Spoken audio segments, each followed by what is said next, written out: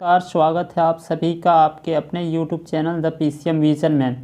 तो दोस्तों, आज की इस वीडियो में हम लोग डिस्कस करने वाले हैं क्लास 12th हिंदी कोर का जो है इम्पोर्टेंट VBI क्वेश्चन। ठीक है, तो आप सभी लोग वीडियो के अंत तक बने रहें और अगर यह वीडियो पसंद आए तो आप अपने दोस्तों के बीच ज़रूर शेयर करिएगा। तो चलिए बिना टाइम वेस्ट किए हुए हम लोग पहले क्वेश्चन की ओर बढ़ते हैं। ठीक है, और वीडियो आगे बढ़ने से पहले इसका जो हिंदी कोर का सेपरेट वीडियो भी आपका बनाया जा चुका है बहुत सारा। ठीक है, तो आप उसको देख लेंगे। ठीक है, तो चलिए हम लोग बिना टाइम के वेस्ट किए बढ़ते हैं। तो पहला क्वेश्चन आप लोगों के बीच ये है, काले मेघा पानी दे पाठ के लेखक कौन है? तो सही आंसर है इसका धर्मवीर भारती। ठीक है, नेक्स्ट देखिए, आपका अनावृष्टि दूर करने के लिए गांव के बच्चों की टोली से चिढ़ने वाले लोग उन्हें क्या कहते हैं? सही आंसर है इसका मेढक मंडली। ठीक है, नेक्स्ट देखिए, गगरी फूटी कौन पिपासा? इसका मतलब है बैल। ठीक है, नेक्स्ट देखिए क्वेश्चन नंबर 4, बच्चों की टोली पानी दे मैया कहकर किस सेना के आने की बात कहती है? ठीक है, तो सही आंसर है इसका इंद्र सेना की। ठीक है, नेक्स्ट देखिए, जहाँ जुताई होनी थी वहाँ खेतों की मिट्टी सूख कर क्या हो जाती है? तो सही आंसर है इसका पत्थर। ठीक है, नेक्स्ट देखिए, इंद्र सेना किससे लथपथ होकर निकलती थी? तो सही आंसर है इसका कीचड़ से। ठीक है, नेक्स्ट देखिए, इंद्र सेना का यह कार्य लेखक को क्या लगता था? तो इसका सही आंसर है अंधविश्वास। ठीक है, नेक्स्ट देखिए, लेखक पर बचपन में किसके संस्कार थे? तो सही आंसर इसका आर्य समाजी। ठीक है, नेक्स्ट देखिए, लेखक बचपन में किस सभा का उपमंत्री था? ठीक है, सही आंसर है कुमार सुधार। ठीक है, अगला क्वेश्चन देखिए, लेखक को बचपन में किसका सबसे अधिक प्यार मिला? तो सही आंसर है इसका जीजी का। ठीक है, नेक्स्ट, जन्माष्टमी पर बचपन में लेखक 8 दिनों तक झांकी सजाकर क्या बांटता था? तो सही आंसर इसका पंजीरी। ठीक है, नेक्स्ट, ऋषि मुनियों ने किसे ऊंचा स्थान दिया है? तो सही आंसर है इसका दान को। ठीक है, नेक्स्ट देखिए, तो नेक्स्ट क्वेश्चन है, जीजी के लड़के ने किस आंदोलन में पुलिस की लाठी खाई थी? ठीक है, तो सही आंसर है राष्ट्रीय आंदोलन में। ठीक, नेक्स्ट, जीजी की बातों को कितने वर्षों से अधिक हो चुका है? तो सही आंसर इसका 30। ठीक, नेक्स्ट, आज के लोगों का लक्ष्य है, तो क्या लक्ष्य है? स्वार्थ सिद्धि, कि बस वे लोग अपने मतलब निकालना जानते हैं। ठीक है, अब ये जो है आपका वन लाइनर है। ठीक है, इससे भी आपका क्वेश्चन रह सकता है। तो देखिए क्वेश्चन इसमें, इंद्र सेना किससे लथपथ होकर निकलती थी? तो सही आंसर है इसका कीचड़ से। नेक्स्ट, लेखक पर बचपन में किसके संस्कार थे? तो आर्य समाजी। लेखक को बचपन में किसका सबसे अधिक प्यार मिला? तो जीजी का। ठीक है, नेक्स्ट, जन्माष्टमी पर बचपन में लेखक 8 दिनों तक झांकी सजाकर क्या बांटता था? सही आंसर इसका पंजीरी ना। और जीजी के लड़के ने किस आंदोलन में पुलिस की लाठी खाई थी? तो सही आंसर इसका राष्ट्रीय आंदोलन में। ठीक, आपका वही क्वेश्चन था, आप इसको देख लेंगे फिर से। नेक्स्ट देखिए, पहलवान चांद के गुरु का नाम क्या था? तो सही आंसर इसका बादल सिंह। नेक्स्ट, राज पुरोहित और मैनेजर लुट्टन का विरोध क्यों कर रहे थे? ठीक है, तो सही आंसर है क्योंकि लुट्टन जो है क्षत्रिय नहीं था। नेक्स्ट, पहलवान की ढोलक, ठीक है, रचना के लेखक का नाम क्या है? तो सही आंसर है फणीश्वर नाथ रेणु। नेक्स्ट, पहलवान की ढोलक मुख्य रूप से किसका वर्णन करती है? तो सही आंसर है लुट्टन पहलवान की जिजीविषा और हिम्मत का। नेक्स्ट देखिए, लुट्टन कितनी आयु में जो है वो अनाथ हो गया था? सही आंसर है 9 वर्ष की आयु में। नेक्स्ट, किसने लुट्टन का पालन पोषण किया? तो सही आंसर है उसकी सास ने। ठीक है, नेक्स्ट क्वेश्चन देख लीजिए, गांव में कौन से रोग फैले हुए थे? सही आंसर है मलेरिया और हैजा। नेक्स्ट, ढोलक की आवाज़ में क्या करती थी? ठीक है, तो सही आंसर है संजीवनी शक्ति का काम। गांव में क्या काम करती थी? संजीवनी शक्ति का काम। देखिए आगे, बचपन में लुट्टन क्या करता था? सही आंसर है गायें चराता था।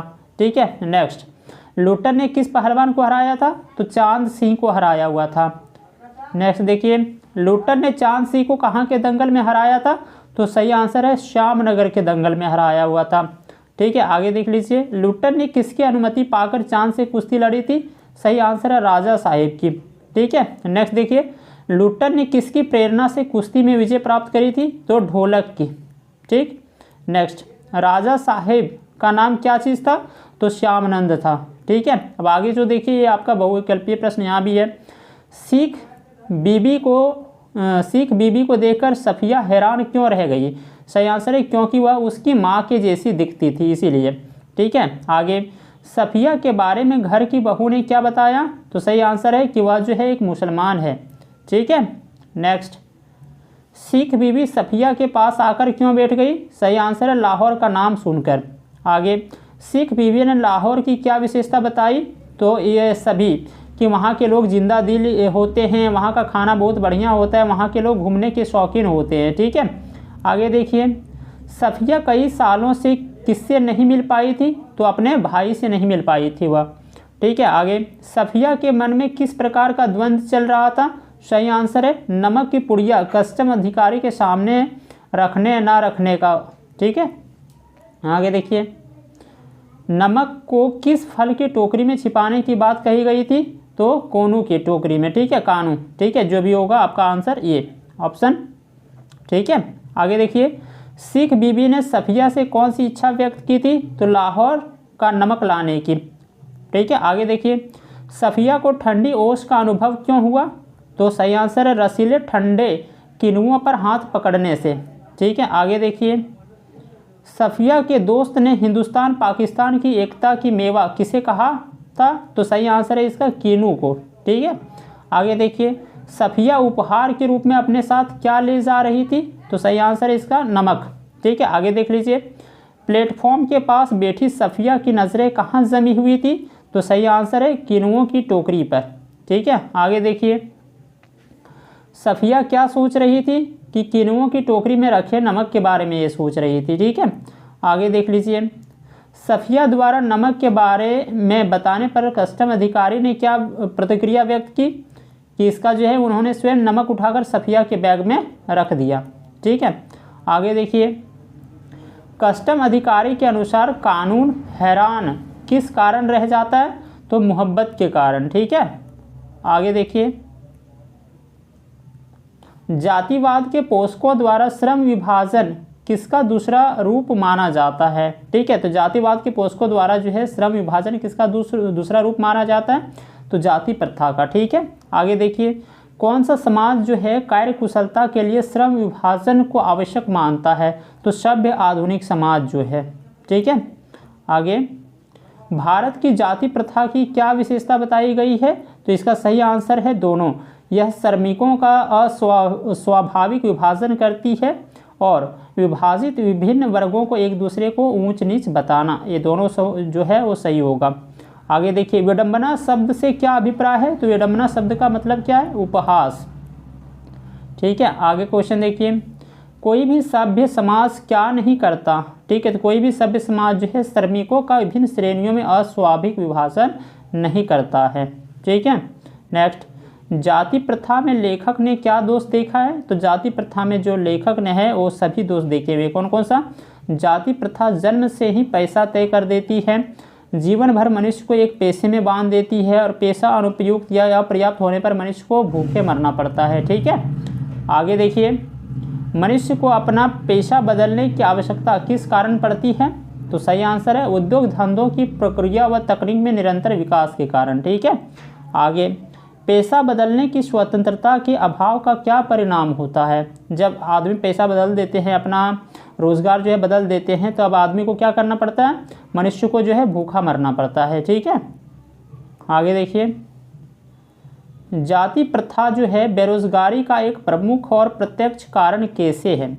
तो जाति प्रथा जो है बेरोजगारी का एक प्रमुख और प्रत्यक्ष कारण कैसे? तो पेशा जो है परिवर्तन की अनुमति ना देने के कारण। ठीक है, पेशा परिवर्तन की अनुमति ना देने के कारण।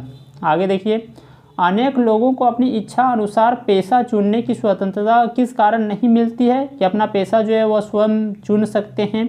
ठीक है, तो सही आंसर है जाति प्रथा के कारण।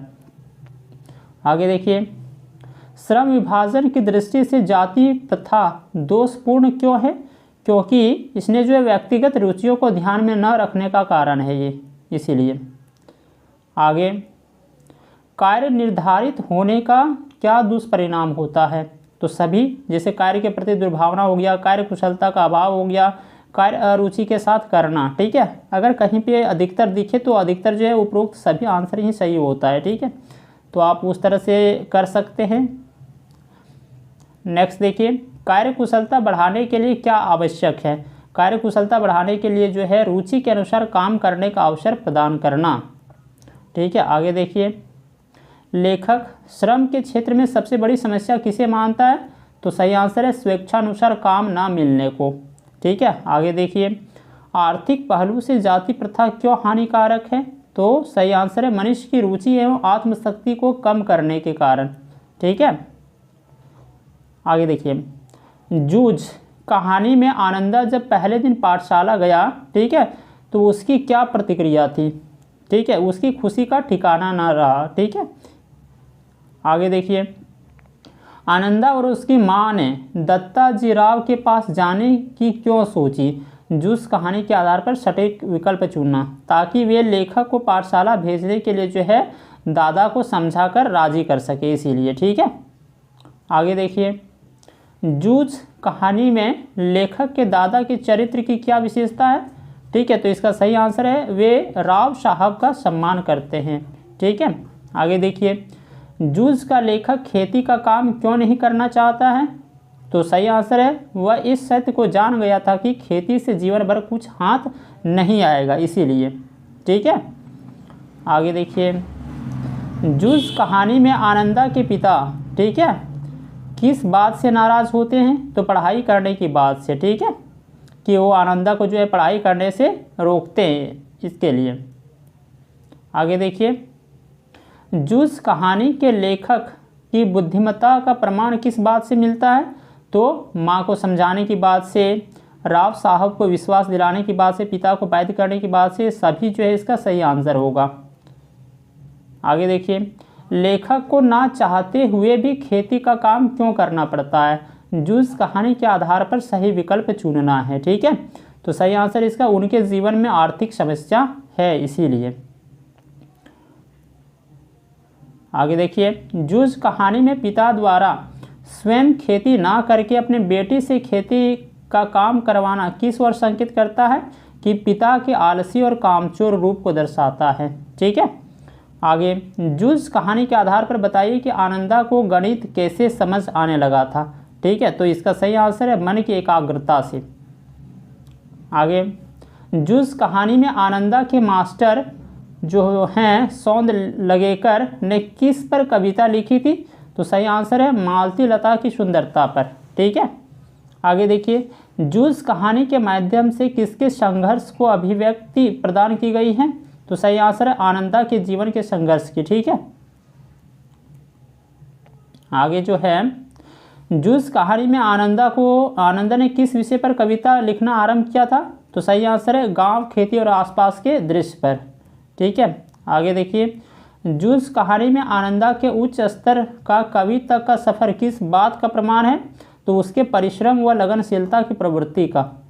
ठीक है, नेक्स्ट, लेखक ने कहानी का शीर्षक जूझ किस कारण रखा है, तो सही आंसर है नायक की समस्याओं से जूझने की प्रवृत्ति के कारण। ठीक है, आगे देखिए, आने दे अब उसे, मैं उसे सुनाता हूँ कि नहीं अच्छी तरह देख, यह कथन किसने व किससे कहा, तो ये जूझ कहानी के आधार पर बताना है आपको। तो सही आंसर है दत्ता राव ने लेखक की माता से। ठीक है, आगे देखिए, सिंधु घाटी की सभ्यता में मिले अजायब घर की सबसे बड़ी विशेषता क्या है। ठीक है, अतीत में दबे पांव के आधार पर जो है बताना है कि सिंधु घाटी में जो अजायब घर मिला था उसकी सबसे बड़ी विशेषता क्या है, कि इसमें औजार तो हैं परंतु हथियार नहीं हैं। ठीक है, आगे, सिंधु घाटी की सभ्यता के लिखित प्रमाण ना मिलने का क्या कारण हो सकता है, तो ये इतनी पुरानी सभ्यता के लिखित प्रमाण मिलने संभव नहीं है। ठीक है, आगे देख लीजिए, पुरातात्विक साक्ष्यों से हड़प्पा और मोहनजोदड़ो के विषय में क्या जानकारी प्राप्त होती है, कि ये इन संस्कृतियों के सांस्कृतियों विशालता का पता चलता है। ठीक है, कि हड़प्पा और मोहनजोदड़ो के विषय में जो जानकारी प्राप्त होती है उससे क्या पता चलता है, कि इन संस्कृतियों के सांस्कृतियों की विशालता का पता चलता है। ठीक है, आगे देखिए, अतीत के दबे पांव में लेखक ने किसका वर्णन किया है, तो सिंधु घाटी की सभ्यता का वर्णन किया है। ठीक है, आगे देखिए, मोहनजोदड़ो में स्थित अजायब घर को किसके समान बताया गया है, तो सही आंसर है कस्बाई स्कूल की इमारत के समान बताया गया है। ठीक है। आगे, सिंधु घाटी के नगर नियोजन, वास्तुकला, शिल्पकला, सड़क निर्माण आदि से क्या ज्ञात होता है? तो ये खंडहर के प्रमाण नहीं है। ठीक है। आगे देखिए, सिंधु सभ्यता में कुंड के तल में और दीवारों पर ईंटों के बीच चूने और चिरोड़ी के गारे का उपयोग किस लिए किया जाता होगा? ठीक है। तो सही आंसर है इसका, कुंड का पानी रिस ना सके या फिर बाहर का अशुद्ध पानी कुंड में ना जाने पाए। तो दोनों जो है इसका सही आंसर है। ठीक है। आगे क्वेश्चन देखिए, मोहरे, धातु पत्थर की मूर्तियों आदि के मिलने पर क्या संभव हो पाया है? तो सही आंसर है सिंधु घाटी सभ्यता का अध्ययन करना, कि वहाँ पे जो मुहर या धातु पत्थर की जो मूर्ति मिला हुआ है तो क्या संभव हो गया कि सिंधु घाटी सभ्यता का अध्ययन करना आसान हो गया है। ठीक है। क्वेश्चन नंबर 9 देख लीजिए इसमें से। ठीक है। सिंधु घाटी सभ्यता की खोज की शुरुआत में वहाँ की खेती के संबंध में क्या समझा जाता था? ठीक है। सही आंसर है, इस घाटी के लोग अन्न नहीं उगाते थे। ठीक है। आगे, सिंधु घाटी की सभ्यता दूसरी सभ्यताओं से किस प्रकार भिन्न थी? तो सही आंसर है, इसमें किसी एक का प्रभुत्व नहीं था, बल्कि एकता व समृद्धि से परिपूर्ण सभ्यता थी यहाँ पे। ठीक है। और ये जो है आपका यहाँ से लास्ट पेज है। ठीक है। देखिए, आप यहाँ से इसको रिवाइज कर सकते हैं। ठीक है। सिंधु घाटी की सभ्यता में मिले अजायब घर की सबसे बड़ी विशेषता क्या है? कि इसमें औजार तो हैं परंतु हथियार नहीं है। ठीक है। आगे देखिए, सिंधु घाटी की सभ्यता के लिखित प्रमाण ना मिलने का क्या कारण हो सकता है? कि इतनी पुरानी सभ्यता के लिखित प्रमाण मिलना संभव नहीं है। ठीक है। नेक्स्ट, पुरातात्विक साक्ष्यों से हड़प्पा और मोहनजोदड़ो के विषय में क्या जानकारी प्राप्त होती है? तो इन संस्कृतियों की सांस्कृतिक विशालता का जो है पता चलता है। ठीक है। अतीत के दबे पांव से जो है हमें किस सभ्यता का पता चलता है? तो बताना सिंधु घाटी की सभ्यता का। ठीक है। आगे देखिए, मोहनजोदड़ो में स्थित अजायब घर को किसके समान बताया गया है? तो सही आंसर है कस्बाई स्कूलों की इमारत के समान। ठीक है। सिंधु घाटी की सभ्यता की सबसे सुंदर व्यवस्था क्या थी? तो वह समाज को विकसित करने के लिए कार्य करती थी। ठीक है। नेक्स्ट, सिंधु घाटी की सभ्यता में किस कारण बीमारी का प्रकोप अधिक नहीं हो सकता था? तो नालियों आदि उचित रूप से ढकी होने के कारण। ठीक है। तो ये रहा दोस्तों आपका जो है हिंदी कोर का question answer, BBI question answer. ठीक है। तो आप अगर एग्ज़ाम देने जा रहे हैं तो आप इन सब क्वेश्चन को अच्छे से करके जाएं। यहाँ से जो है आपका एग्ज़ाम में क्वेश्चन ज़रूर देखने को मिलेगा। ठीक है। और पहले भी आपका हिंदी कोर में जो है वीडियो बन चुका है, तो आप उसको एक बार ज़रूर देख लेंगे। ठीक है। तो आज हम इतना ही रखते हैं और एग्ज़ाम के लिए आपका बेस्ट ऑफ लक। धन्यवाद।